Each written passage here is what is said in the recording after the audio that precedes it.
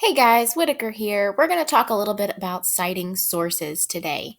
You cite sources when you do research, you cite sources when you write a paper, when you create a presentation that contains someone else's information. The best way to talk about citing sources is to start with the reason that we cite sources. And that all starts with something called copyright. So, to first start talking about copyright, I want to give you a little bit of did you know? Did you know that when you create something, you automatically own the copyright to it? So, when you create a piece of music or a dance or some sort of art, or maybe even a piece of writing or create a photo, you automatically own the copyright to that piece of music, a dance, writing, or a photo. It's yours, it's no one else's. You have the copyright to it. You're like, that's great, Ms. Whitaker, but what is copyright?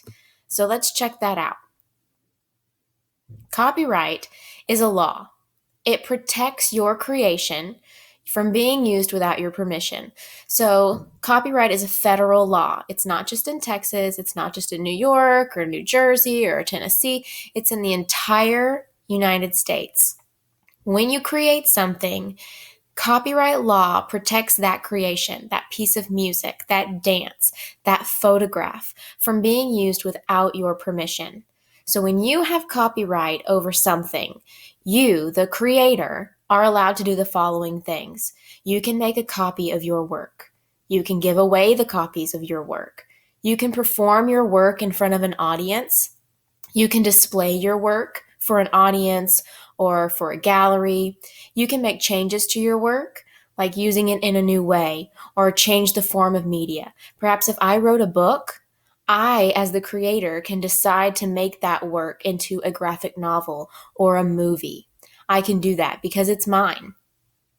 When I have copyright law on my side, it's illegal for someone else to use my work without my permission. No one can take a sentence from my book and put it into their paper without my permission. No one can use my photograph and put it into their research paper or on their website without my permission. That's what copyright is. It protects me. It makes sure that no one uses it for the wrong reasons. It makes sure that no one uses it to get money without asking my permission. So copyright is incredibly helpful to the creator of certain works. So why should I care? We're in fifth grade. What's the point, right? The first point is breaking copyright law, it's stealing. If someone were to take a photograph that I have created and put it on their website, they've stolen my property. I have copyright over this piece of property, and if you take it without my permission, it's stealing. It's the same as if I take your lunch kit without my permission, okay? So I want to make sure that I always ask permission before taking something, whether it's an article, whether it's a sentence, whether it's a photograph, even something like a dance or an idea. Okay. The second reason I should care about copyright is this. When I use copyright, it shows respect and care for the creators and their work. When I make sure that I am obeying the copyright laws, I am showing the creators that I actually care about the time and the effort that they have put into their creation. It takes a long time to create a dance. It takes a long time to create a book. There are people who have worked 5, 10, even 20 years or more on some of these creations. When we steal those in 2 or 3 seconds, we're not showing much care or consideration for the time and effort that those creators have put into their works. The last reason that we should care about copyright is this.